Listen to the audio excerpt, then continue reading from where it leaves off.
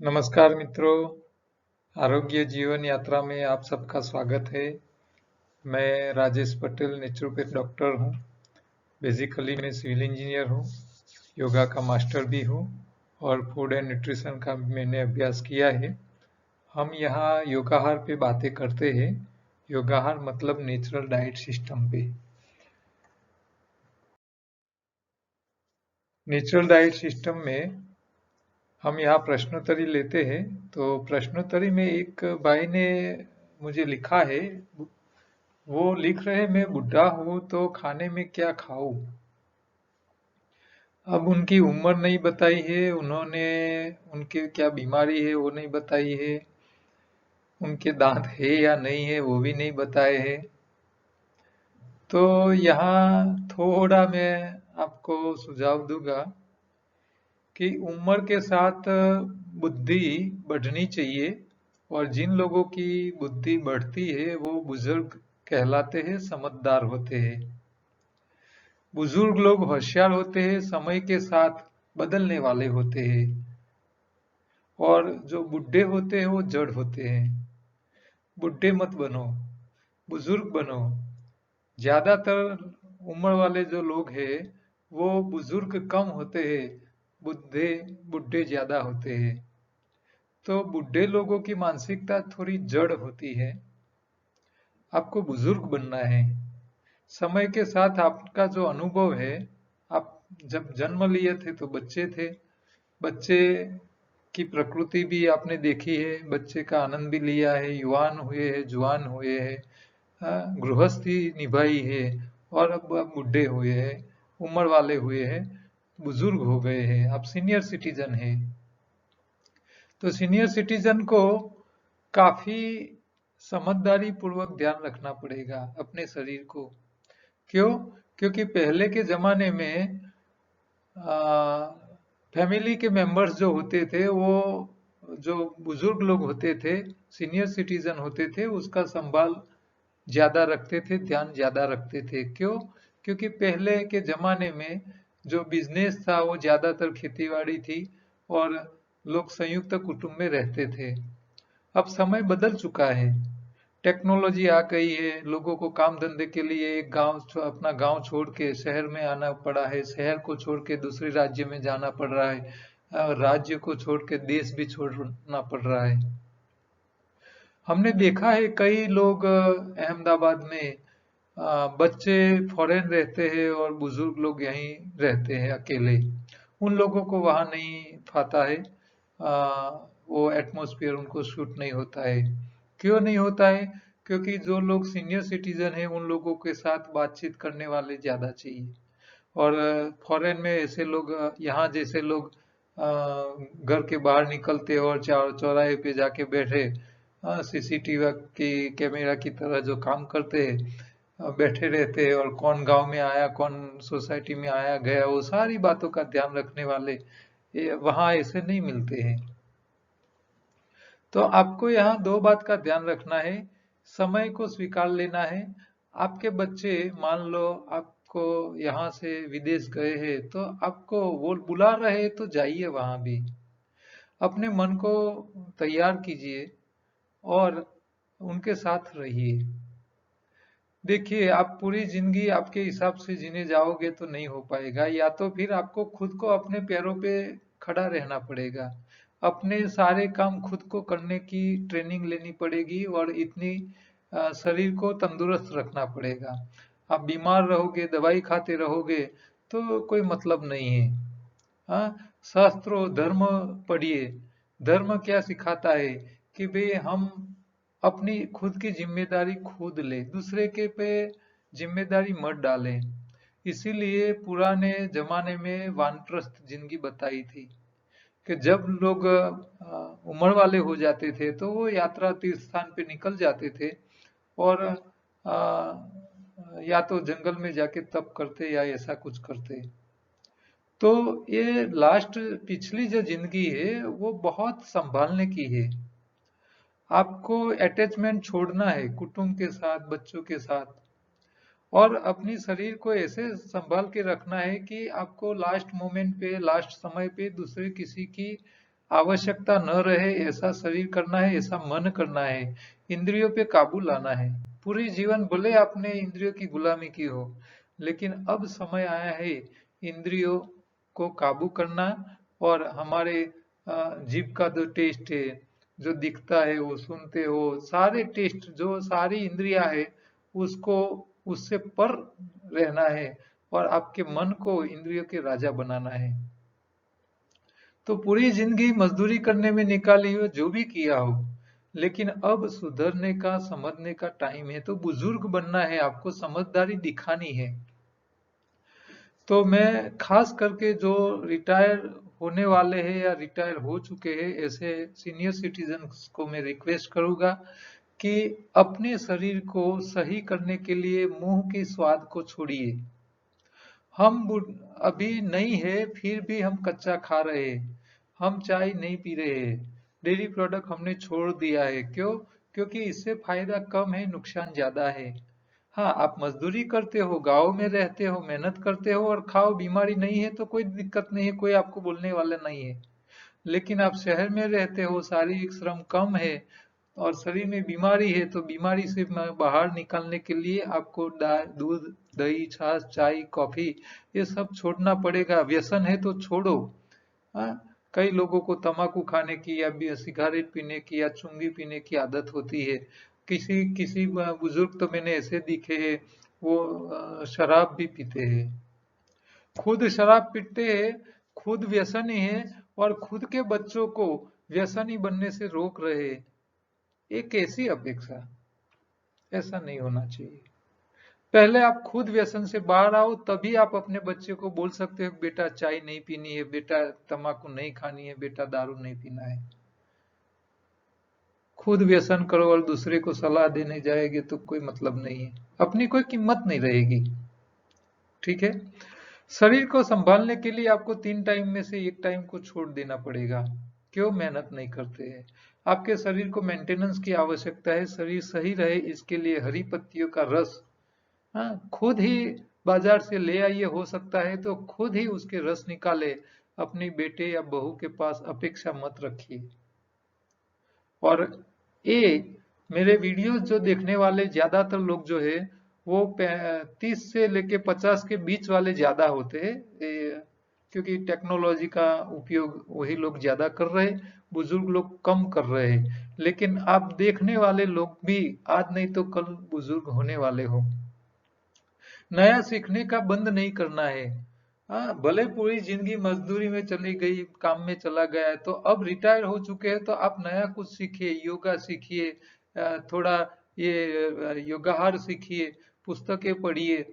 हाँ, चिंगुसाई मत कीजिए, थोड़ा पैसा हाथ छूटा रखो। आप जो पूरी जो कमाई हो आपके लिए है, बच्चों को कमा के इकट्ठा करके देने की जरूरत नहीं है। हाँ, उनकी थोड़ी रिक्वायरमेंट होती है, उसकी पढ़ाई के लिए होती है, उसके रहने के ठिकाना कर लो, उसकी शादी करवा लो। हाँ, उसका उसका आमदनी काम धंधा सेट कर लो, बात बात खत्म हो गई। आप अपने पैर पे रहिए, आपके जरूरियात के पैसे आपके पास रहने चाहिए, बच्चों के पास हाथ लंबा करना पड़े ऐसी हालत नहीं। पूरा अपना पूरी जितनी संपत्ति है वो सारी बच्चे को मत दे दीजिए, किसी भी की हो मत दो, आपके पास रखो, जरूरत हो थोड़ा दे दो। हाँ, बढ़िया बनो। हाँ, मेरे कई बढ़िया लोग ऐसे मित्र है, वो लोग बोलते हैं कि हम अपने बेटे को भी पैसा चाहिए तो ब्याज से ही देते हैं, कभी उधार या बिना ब्याज से नहीं देते हैं उसको। हर महीने ब्याज के पैसे वापस ले लेते हैं। क्यों? क्योंकि वो अलर्ट रहे अपने धंधे में, वो ध्यान रखे कि मेरे पैसे मैं दूसरे के पास से लाया होता तो मैं ब्याज नहीं भरता। ये सारी बातें सीखनी चाहिए। हर हर व्यक्ति के पास से सीखो, लोगों की दशा देख के भी सीखो। और लोग ऐसा मानते हैं कि उनके घर ऐसा हुआ, मेरे घर ऐसा नहीं होगा। ये मान्यता ही गलत है। हाँ, जो दूसरे के साथ हो सकता है आपके साथ भी हो सकता है, क्यों नहीं हो सकता? संसार है। हाँ, और ये तो कलयुग है, सतयुग नहीं है, इतना याद रखो। हाँ, कई लोग मैंने ऐसे देखे कि यहाँ अकेले रहते, सीनियर सिटीजन सेंटर्स कई जगह है, वहां जाने से तैयार नहीं है। लोग क्या कहेंगे, सबसे बड़ी बीमारी है। अरे आपके बच्चे फॉरेन रह रहे हैं तो आप क्यों न जाते हो, सीनियर सिटीजन सेंटर में जाके रहिए। वहां आपकी संभाल करने वाले डॉक्टर्स रेगुलर आएंगे, खाना पीना टाइम पे मिल जाएगा, रूम की साफ सफाई हो जाएगी, और साथ में सब सीनियर सिटीजन साथ में रह के अपने अनुभव की बातें कर सकते हैं, मंदिर में सेवा पूजा कर सकते हैं, धर्म कर सकते हो। यात्रा प्रवास जितने सीनियर सिटीजन सेंटर में रहने वाले को यात्रा प्रवास होता है, इतना शायद घर में रहने वाले किसी को नहीं हो रहा है। हाँ, आपके घर में लोग संभालने वाले हो और घर पे रहो तो कोई दिक्कत नहीं है, लेकिन दिक्कत है तो ये भी मन मनाओ। तो और कई लोगों को अपनी सिर्फ बेटे नहीं होते, बेटी होती है, तो वो लोग बेटी के घर भी जाने के लिए राजी नहीं है। पैसा है, खर्च करने की ताकत नहीं है। अच्छा, काम वाले को पैसा देने का मन नहीं कर रहा है, ज्यादा पैसा लेते हैं। अरे क्या ज्यादा लेते हैं, उसका भी घर है, उसका भी घर चले, इतना तो दे दो कम से कम। आप ये इकट्ठा करके रखा है, क्या करोगे? हाँ, साथ में ले तो लेने के तो लेके जाने का है नहीं। तो थोड़ा ब्रॉड माइंडेड बनो। हाँ, देखिए आप कितना भी चिंगुसाई करके पैसा इकट्ठा करोगे, वो आपके दूसरे लोग ही उसका इस्तेमाल करने वाले हैं, आपका पीछे कुछ नहीं आने वाला है। आप खुद ही जरूरत हो वहां दान कीजिए, जरूरत हो वहां पैसे खर्च कीजिए, कुछ नया सीखिए, कुछ लोग अच्छे काम के लिए पैसे दे दीजिए। हाँ, और शरीर अच्छा रखने के लिए एक्टिव रहिए। शरीर अच्छा रखने के लिए एक्टिव रहिए। फॉरेन में लोग जब रिटायर होते हैं तो सरकार के कई प्रोजेक्टों में फ्री मानद सेवा देने के लिए जाते हैं, बिना पगार के। क्यों? वो ऐसा ही सोचते हैं कि मैं काम करता रहूंगा, मेरी हेल्थ तो अच्छी रहेगी, वही मेरा पगार है, वही मेरी सैलरी है। और यहाँ रिटायर होने के बाद कोई बोलेगा दादा आप फ्री हो, जरा ऐसा कुछ काम करना है, तो पहला सवाल दादा यही बोलता है, क्या दोगे? अरे क्या दोगे, ये पूरी जिंदगी तो इकट्ठा किया है, क्या करोगे साथ ले जाए? शरीर को ठीक रखने के लिए भी एक्टिव रहो, काम धंधा चालू रखो, रिटायर मत हो जाइए। और ये योगाहार पूरी तरह समझ लो। हाँ, खाना बदल लो, पूरी जिंदगी जो भी किया है, अब आपके शरीर को ठीक रखने का टाइम आया है। हाँ, प्राणायाम सीखिए। हाँ, मन को कंट्रोल करिए, इंद्रियों को कंट्रोल करने के लिए योग शास्त्र ने बहुत बढ़िया एक प्रयोग दिया है। ये प्रयोग ये है, हाँ, आयु योग शास्त्र क्या बोलता है कि मनुष्य का जो मन है वो इंद्रियों का राजा रहना चाहिए। इंद्रियों देखे और वो आपको ललचाए, ऐसा नहीं होना चाहिए। आपका मन हो इंद्रियों का राजा रहना चाहिए। और मन का राजा श्वास बताया है, आप श्वास को काबू कीजिए, आपका मन जो है वो आपकी इंद्रियों का राजा अपने आप बन जाएगा। दुनिया में जितनी समस्याएं है वो इंद्रियों की ही है। पड़ोसी के वहां बड़ा बंगला है, उनके वहां फर्नीचर नया है, उसकी गाड़ी नहीं है, उसकी आमदनी ज्यादा है। अरे उनका बंगला बड़ा है तो वो उसकी मेहनत का है, आपका थोड़ा छोटा है तो संतोष है, इसके लिए छोटा है। ऐसा जरूरी थोड़ा है कि पड़ोसी का बड़ा है तो तुम्हारा भी बड़ा चाहिए। ऐसा नहीं रखो। आप कितने आत्मसंतोषी हो वो देखो, आपको कितने परेशानी नहीं है वो देखो। उनके हिसाब से बड़े पैसे वाले को रात को नींद नहीं आती है, ज्यादातर लोगों को तो नींद नहीं आती है, दवाई खा के जीना सोना पड़ता है। इससे तो अच्छे है गरीब लोग बिना दवाई से आराम से सो जाते हैं, कहीं भी जो कुछ मिला मिला तो सही, नहीं मिला तो भी सही। अपेक्षा मत रखो, दूसरों के पास से अपेक्षा मत रखो। हाँ, नई पीढ़ी और पुरानी पीढ़ी के बीच में हाँ, बुद्धि समझदारी में काफी चेंज है, डिफरेंस है, उसको स्वीकार करना पड़ेगा। और अभी लास्ट 10 साल में इतनी टेक्नोलॉजी में बदलाव आ चुका है कि पिछले 100 साल में जो नहीं चेंज हुआ था वो लास्ट 10 साल में चेंज हो गया है। और अगले 10 साल में तो पूरे 1000 साल में नहीं चेंज हुआ है, इतना अगले 10 साल में होने वाला है। तो उसकी तैयारी रखो, थोड़ा थोड़ा कुछ सीखते रहो। हाँ? आपके पास पैसे की व्यवस्था है तो टू व्हीलर मत चलाइए। अब आप उम्र वाले हो गए हैं तो फोर व्हीलर चलाइए, भले नहीं लाओ तो सेकंड हैंड चलाओ, लेकिन ऐसे रखो। अपने शरीर को संभालने के लिए सारे जो काम जरूरी है वो सब सीख लो। हाँ? तो ये खाने पीने में अकेला ध्यान नहीं रखना है, आपको लोगों के साथ बिहेव भी अच्छा करना है, घर में रहने वालों के साथ उनको अनुकूल होके रहना है, वो लोग आपके अनुकूल होके नहीं रहेंगे, ये भी आपको ध्यान रखना है। हाँ? घर में जैसी परिस्थिति है वैसे स्वीकार करके उसी तरह ही संभालना है। मैंने कई ऐसे बुजुर्ग देखे हैं, हाँ, पैसे नहीं है, देवा है, बच्चे ठिकाने पे नहीं है, और अवसर प्रसंग में, हाँ, लोन लेके भी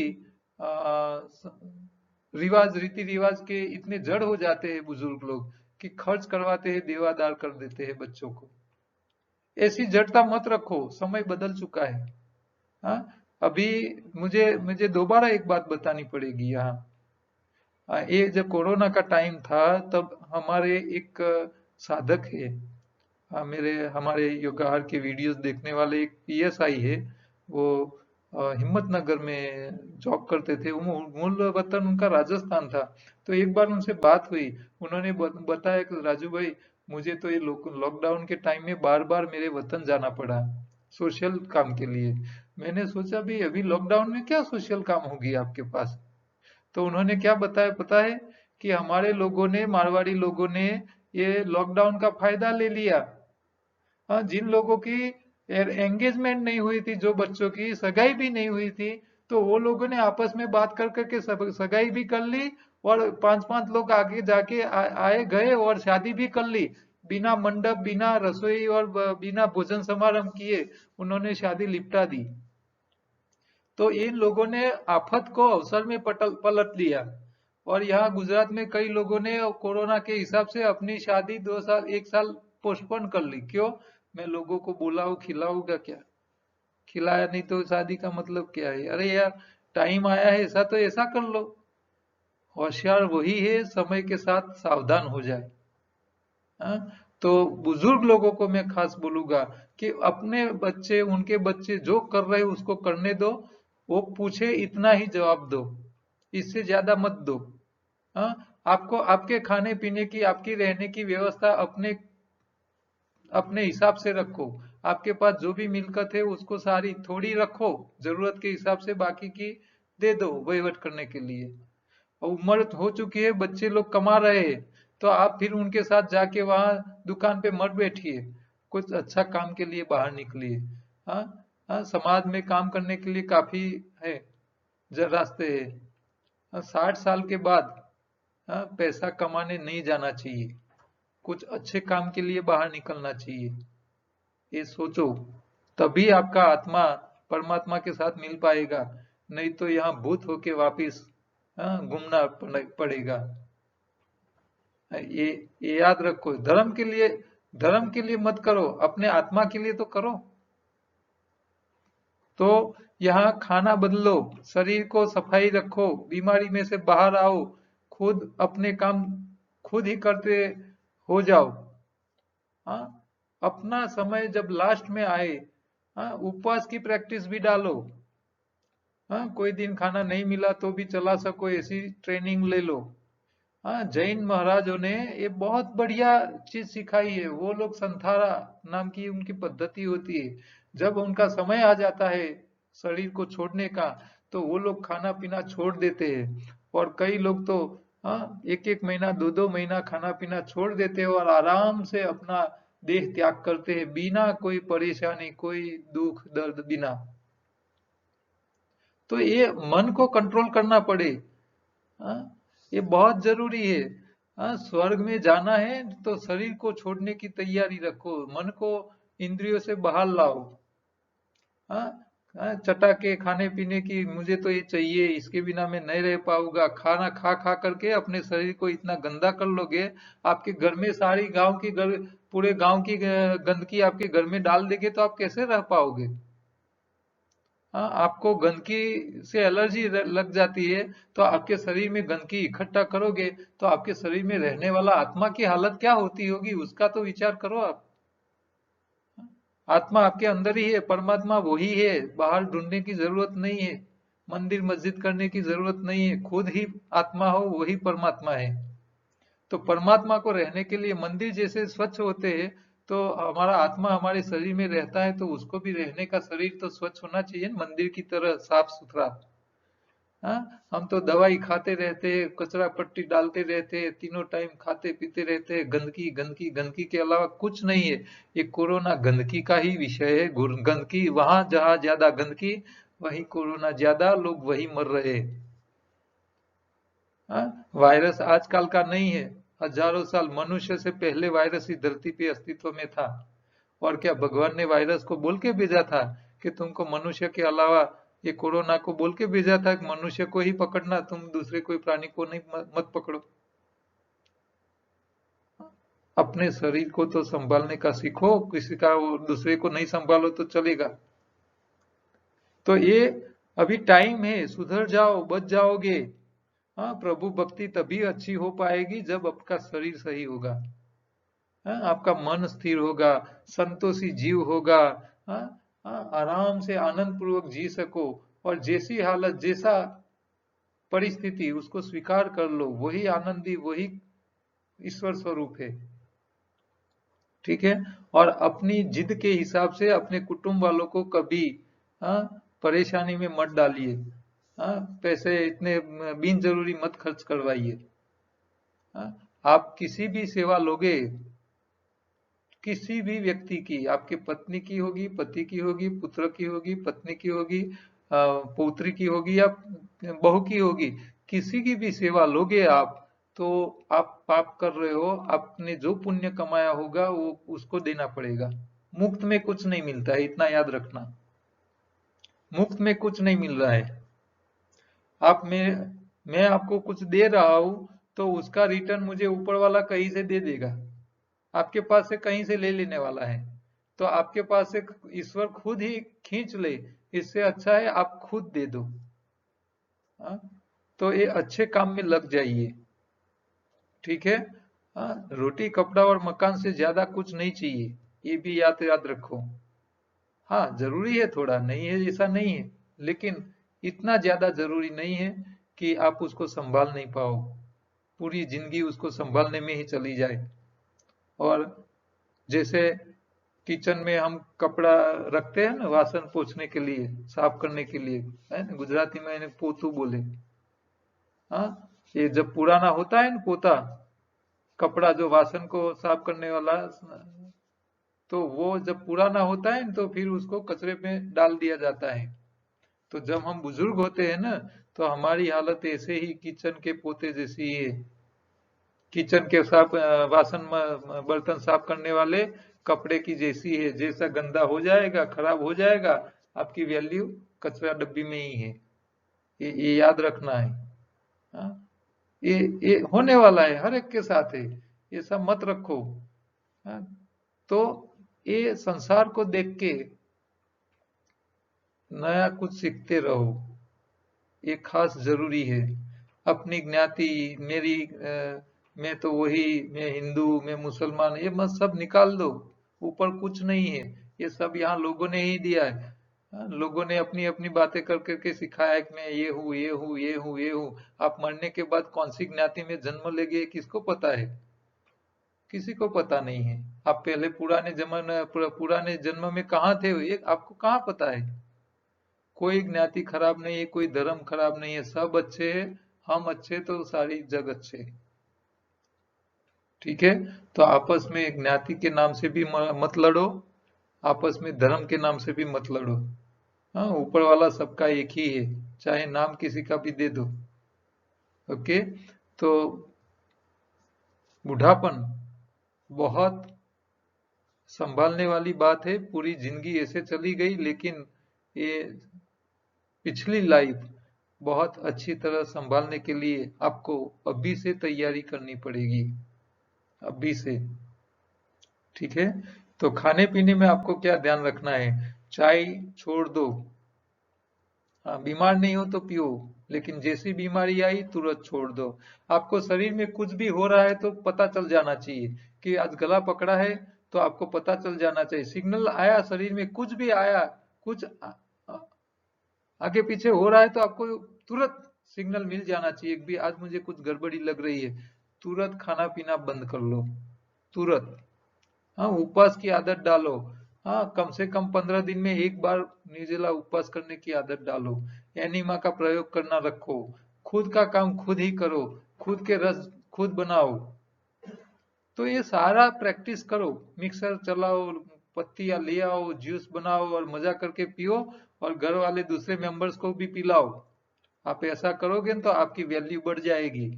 हाँ, नया नया सीखो। पता नहीं चलता है तो वीडियो देखते रहिए। ठीक है। तो ये उम्र कभी, नया सीखने की उम्र कभी बंद नहीं होती है। हाँ, रिटायर हुए हैं तो आपको तो और ज्यादा सीखना है। जीवन में जो नहीं सीखे वो सारी बातें आपको अभी और सीखनी है। धर्म क्या है, कैसे करना चाहिए, पुण्य क्या है, दान दक्षिणा क्या है, दान किसको बोलते हैं, अच्छा दान कौन सा है। सिर्फ पैसे दे दो वो अकेला दान नहीं है। पैसों से अच्छा है ज्ञान का दान।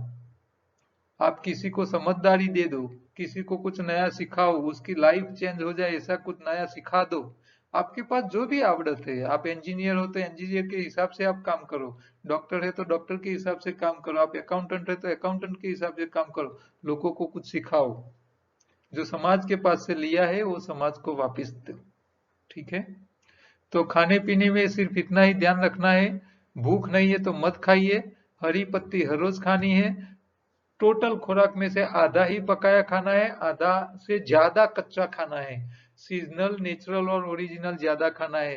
दांत नहीं है तो क्रश करके या जूस निकाल के पीना है। डेयरी प्रोडक्ट को छोड़ने की तैयारी रखो और उपवास की आदत डालिए। ठीक है। तो सारी समस्या चली जाएगी, बीमारियां चली जाएगी, दवाइयां बंद हो जाएगी। और आराम से, हाँ, जीना तो 100 साल ही है। इससे कुछ डबल जीने का नहीं है। लेकिन 100 साल इसी तरह जियो। कोई आपको ऐसा न कहे कि मुझे मेरे बाप, मेरे पिताश्री या किसी की मुझे इतनी सेवा करनी पड़ी, और आपको ऐसा नहीं लगे कि मुझे सेवा लेके ऊपर जाना पड़े। तो ये बहुत काम की चीजें हैं। ठीक है। तो ये यहाँ मुझे ज्यादा कुछ बोलना नहीं है। आप बुजुर्ग लोग हैं, समझदार लोग हो। फिर भी मैं रिमाइंड करना चाहता था कि भाई ये अब एक सवाल आया है, खुद ही बुढ़ा बोल रहे। आप बुढ़े नहीं हो, बुजुर्ग हो। और बुजुर्ग लोग समझदार होते हैं। आपको तो पूरी पूरी जीवन का ज्ञान का बाथा है, आपका अनुभव का बाथा है। तो वो अनुभव शेयर करते रहिए लोगों के साथ। हाँ, लोगों को देख के भी आप काफी सीख सकते हो और सिखा सकते हैं हम। हाँ, अपने देश में जितने लोग रिटायर है वो बीमारी में से बाहर आ जाए और वो खुद का समय देश काम के लिए भी दे सकते हैं। कोई भी कुछ न कुछ कर सकते हो। ठीक है। ऐसा जरूरी नहीं है। समय का दान दे सकते हो, बुद्धि विद्या का दान दे सकते हो, धन का पैसा का दान दे सकते हो। ये समय दान देने का है। पैसा नहीं है तो समय दे दो, समय नहीं है ज्ञान है तो ज्ञान दे दो। जो भी मिले आपके पास जो भी है उसको खर्च करिए। ठीक है। तो खाने पीने में बहुत आपको ज्यादा मैं नहीं बोलूंगा, क्योंकि हर रोज यही तो बातें करते हैं हम। काम की बातें थोड़ी ज्यादा करनी है हमको। एक मैसेज मेरे पास पड़ा था पिछले साल का, सबसे ज्यादा मौतें देने वाला भारत में कोई है तो वह है रिफाइंड तेल। आपके घर में रिफाइंड तेल के डब्बे नहीं होने चाहिए। वो है तो उसको फेंक दो। इसकी जगह फिल्टर या कच्ची घानी का बुल ड्रिवन मशीन का तेल ले आइए। पहले जो बेल घूमते थे और तेल निकलता था, ऐसे कच्ची घानी के तेल ले आइए और वही खाइए। रिफाइंड तेल सबसे ज्यादा नुकसान करने वाले हैं। और ये देश की नहीं पूरी दुनिया में सबसे ज्यादा हॉस्पिटल चलाने वाला कोई है तो ये रिफाइंड तेल है। रिफाइंड सारी चीजें जितनी रिफाइंड है वो सारी खुराक के लिए नकामी है। उसको छोड़ो। तो ये रिफाइंड तेल से बचना है। रिफाइंड तेल के नुकसान बहुत है। उसके ऊपर हमने पहले भी एक वीडियो बनाया है। तो ये खास ध्यान रखो और घर के लोगों को बोलिए कि भी रिफाइंड की जगह आप कच्चे तेल ले आइए और सस्ता मिलता है। कच्ची घानी का तेल और फिल्टर तेल, डबल फिल्टर तेल और रिफाइंड तेल, दोनों में से बाजार में आपको फिल्टर तेल सस्ता मिलेगा। गांव में थोड़ी समस्या है, गांव में लोग समझते नहीं है, इसीलिए दुकान वाले, किराना दुकान वाले रिफाइंड तेल ही लाते हैं, वो फिल्टर नहीं लाते। लेकिन उसको बोलना पड़ेगा कि मेरे लिए तुम एक फिल्टर तेल का अरेंजमेंट करवा दे, मंगवा लेगा आपके लिए। ठीक है, तो एक खास छोटा सा मैसेज आपको देने का था। तो ये आहार का इंजीनियरिंग आप खास ध्यान में रखिए, कुदरत के कानून को ध्यान में रखिए। ये सारी सफाई, शरीर का खुराक, हाँ, ये सारी बातें हम हर रोज आपको करते ही रहते हैं। एनिमा लेके आंतों की सफाई करिए, मल शुद्धि ले लीजिए, या तो त्रिफला का इस्तेमाल कीजिए पेट की सफाई के लिए, हरी पत्ती हर रोज खाते रहिए। ताकत वाला, अब बुजुर्ग लोगों को तो ताकत की इतनी जरूरत नहीं है, ज्यादातर रिटायरमेंट की ही लाइफ है, तो हरी पत्ती आपके लिए काफी है। और शक्ति वाला कम खाइए, अनाज बिल्कुल कम कर दीजिए। दूसरा है, तंदुरुस्ती का नियम है, खाए इतनी बार जाए, भूख लगे तभी खाए, बिना भूख का भोजन जहर समान है। ये खास बात आपको याद रखनी है। और भविष्य में वेगन एक नया संप्रदाय बनने वाला है, लोग वेगन खाने वाले के साथ ही शादी करेंगे। हाँ, एक टाइम आने वाला है। हाँ, एक टाइम आएगा 5-10 साल के बाद, आपको वेगन खाने वाले की कम्युनिटी काफी बड़ी हो जाएगी। तो अभी से वेगन कम्युनिटी के कहलाने के लायक तैयारी कर लो और उसके लाभ लेते रहिए।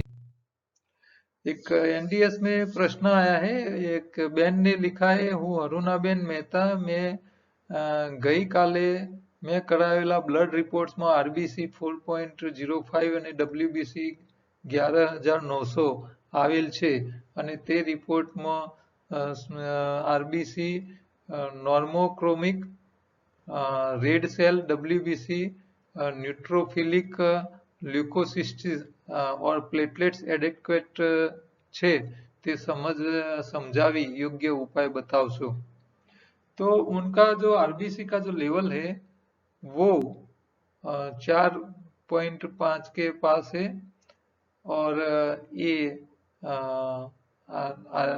आरबीसी में उनकी एक सिम्टम्स बताई हुई है। तो पहले थोड़े ये देख लो कि हमारे ब्लड के अंदर 3 प्रकार के सेल होते हैं। एक लाल कलर के रेड ब्लड सेल बोलते हैं जिसको, जो हमारा हीमोग्लोबिन होता है। दूसरा प्लेटलेट्स होता है, और तीसरा व्हाइट ब्लड सेल जो व्हाइट कलर का होता है। प्लेटलेट्स जो होते हैं ब्लू कलर के होते हैं। तीनों का काम अलग है। रेड ब्लड सेल जो है वो मैं शरीर का कामदार बोलता हूँ, वो हमारे शरीर के पंच तत्वों को बैलेंस रखने की जिम्मेदारी रखते हैं। डब्ल्यूबीसी जो है व्हाइट सेल है, वो हमारे शरीर में आने वाले बाहर से जो भी कीटाणु है, विषाणु है, बैक्टीरिया है, वायरस है, उसको खत्म करने का काम करते हैं। और जो प्लेटलेट्स होते हैं वो हमारे खून की जो नलिका है, हमारे बाल से भी पतली होती है, तो वो कहीं भी लीक हो जाती है, तो उसको ब्लॉक करने के लिए ये प्लेटलेट्स काम में आते हैं। तो इसीलिए उसका आकार भी ऐसे समोसे जैसा ही है, चारों साइड उसको ब्लॉकिंग करने के लिए डिजाइन ही ऐसी की है, ब्लू कलर के जो दिख रहे हैं ना आपको इस चित्र में। तो वो प्रॉपर कंडीशन में, प्रॉपर क्वांटिटी में रहने चाहिए नॉर्मल व्यक्ति के हिसाब से। बहुत ज्यादा कोई भी एक चीज बढ़ जाएगी या कम हो जाएगी तो इसका मतलब है आपके शरीर में कहीं गड़बड़ी है, तो ये गड़बड़ी रहनी नहीं चाहिए। ठीक है, तो रेड ब्लड सेल है वो ज्यादा हाई हो जाते हैं, बढ़ जाते हैं, तो हार्ट डिजीज होने के चांसेस है, फिर श्वास की बीमारी आने की चांसेस है, किडनी फेलियर होने के भी चांसेस होते हैं।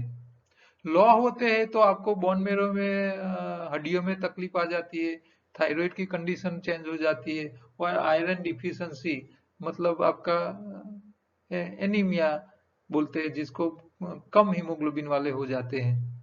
तो ये उसकी सिम्टम से ज्यादा कम में। नॉर्मल जो होते हैं वो मैन का 4.7 से 6 के पॉइंट में रहना चाहिए, वुमन का 4.2 है। तो ये बहन का जो रिपोर्ट है इतना कम नहीं है, थोड़ा रिजनेबल है, तो कुछ टेंशन लेने की जरूरत नहीं है। ठीक है, तो रेड ब्लड के जो आपका रिपोर्ट है उसमें इतनी कोई टेंशन वाली बात नहीं है। डब्ल्यूबीसी जो होते हैं वो एवरेज 5 से 10,000 के आसपास होने चाहिए। तो आपका लेवल 11,900 के आसपास मतलब 12,000 है, 20% ज्यादा है। तो 20% ज्यादा है, इसका मतलब क्या है कि आपके शरीर में वायरल इन्फेक्शन है। कोई बाहर से जीवाणु शरीर में ज्यादा बढ़ गए हैं, कचरा बढ़ेगा तो वायरस बैक्टीरिया बढ़ेंगे, और वो ज्यादा बढ़ेंगे तो सामने शरीर क्या करेगी, लश्कर भी उसको सामने लड़ने वाले भी ज्यादा तो सैनिक चाहिए ना, तो शरीर उसको बढ़ा देता है। तो उनकी जो सिम्टम्स लिखी थी, ल्यूकोसिटोसिस, तो इसमें ये लिखा हुआ है कि ये इंक्रीज वाइट ब्लड सेल की सिम्टम्स है। बैक्टीरिया और वायरल इन्फेक्शन की समस्या के कारण ऐसा होता है। पर्टिकुलर मेडिसिन आप ज्यादा खाओ तो भी ऐसी समस्या होती है। एलर्जी की समस्या होने में भी ऐसा होता है। ज्यादा स्मोकिंग करने वाले को भी ऐसे वाइट ब्लड सेल ज्यादा बन जाते हैं।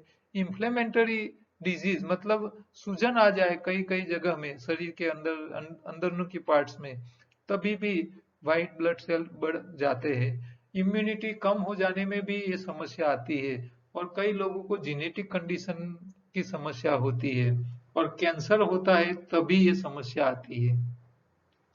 तो आपको अभी थोड़ा सावचेत हो जाने की जरूरत है, क्योंकि 10,000 से ज्यादा आपका 12,000 पहुंच गया, 20% ज्यादा हो गया है, तो शरीर में कहीं गड़बड़ी हो रही है। तो ये गड़बड़ी में से बाहर निकलने के लिए आपको शरीर की सफाई करनी है। उपवास करो या कच्चा खाओ, खट्टे फल ज्यादा खाइए, शरीर में से कचरा बाहर निकल जाएगा, तो फिर वो ये समस्याएं रहेगी नहीं। तो ये जो हमारे शरीर की जो बॉडी चेकअप है, वो एलोपैथी साइंस ने अद्भुत बनाया है। उसके लिए तो हमको मान होना चाहिए। वो देखो, हर व्यक्ति कुछ अच्छा भी करता है, कुछ खराब भी होता है। हमको अच्छी अच्छी चीजों के सामने देखना चाहिए, खराब के सामने नहीं देखना चाहिए। ठीक है। इमरजेंसी सारवार में एलोपैथी बहुत बढ़िया है। हाँ, एक्सीडेंट के केस में इमरजेंसी में वही लोग आपको बचा पाते हैं। तो उनकी सारी बातें भी है तो उसका मान होना चाहिए। कई गलत बातें भी आ रही है, क्योंकि वो कोई बीमारी को ठीक नहीं कर रहे, डायबिटीज को भी मिटा नहीं पा रहे, बीपी को भी मिटा नहीं पा रहे। तो ये उसकी लिमिटेशन है। तो लिमिटेशन के सामने मत देखिए, उसकी अच्छाइयों के सामने देखिए।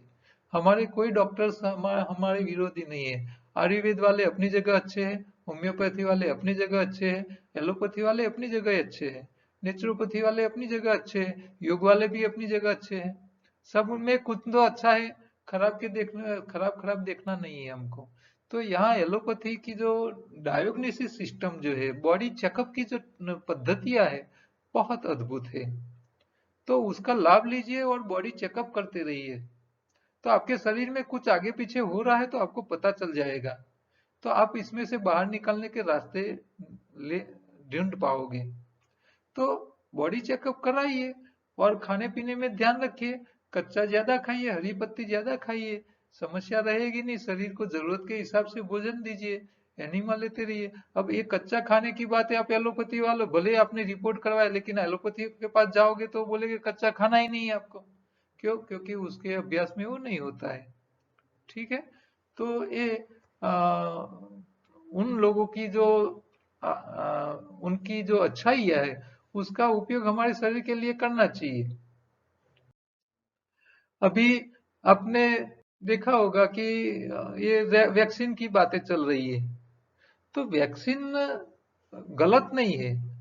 मैं तो इतना मुझे मुझे इतना पता चलता है कि आप पानी में रहते हो और आपको तैरना नहीं आता हो, तो आपको लाइफ सेविंग जैकेट जैकेट पहन लेना चाहिए। और जिसको तैरना आता है उसको जैकेट की क्या जरूरत है? उसको जरूरत नहीं है।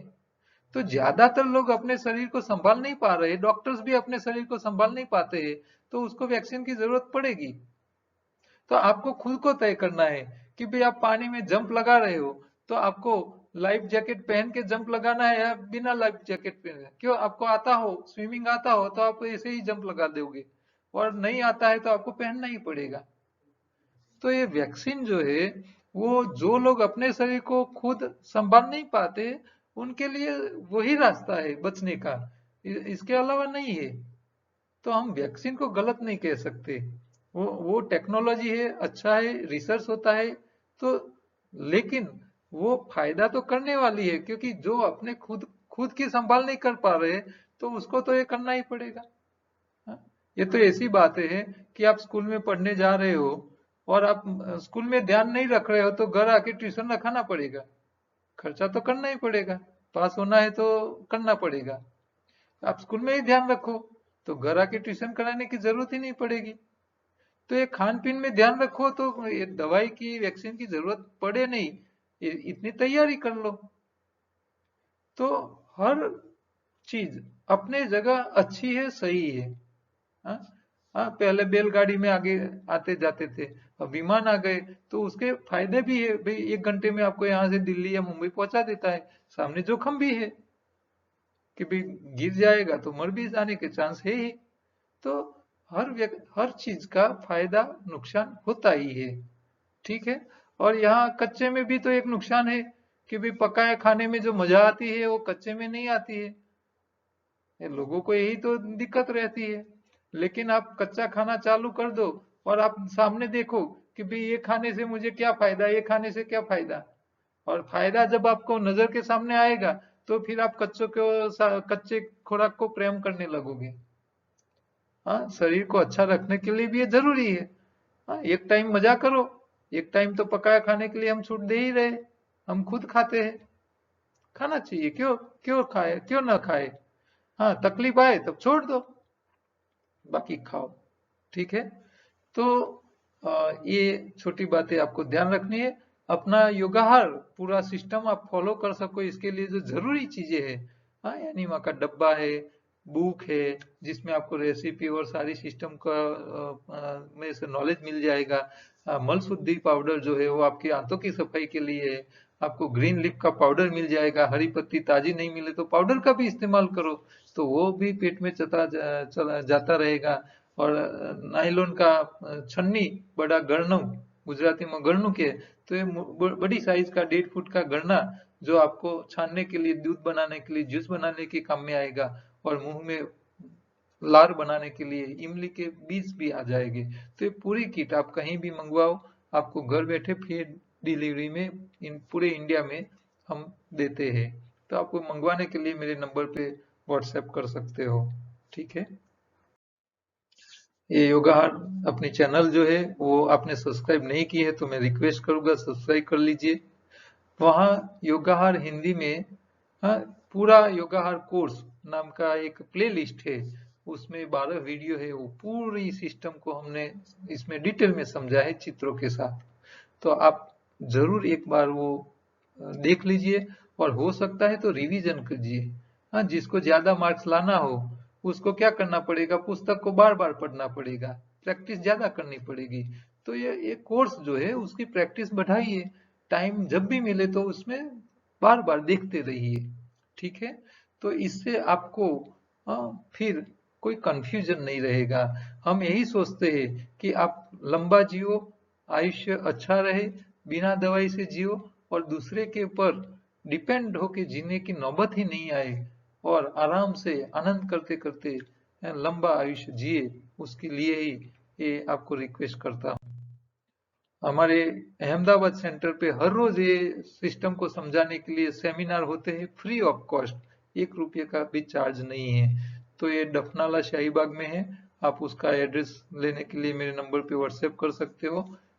या वहाँ हर रोज सोम से शनि फ्री लेक्चर होता है, आप अटेंड करें, ऐसे मैं आपको सलाह दूंगा। और ये फूड विथ लाइफ की हमारी दूसरी चैनल है जहां आपको अच्छी अच्छी खाने पीने की चीजें मिल जाएगी। तो ये भी आप थोड़ा देखते रहिए, और एक छोटा सा सोशल मैसेज ये पढ़ लीजिए, उसका जहीं भी इस्तेमाल हो सके करते रहिए। कल दोबारा मिलेंगे नए प्रश्नों के साथ। नमस्कार।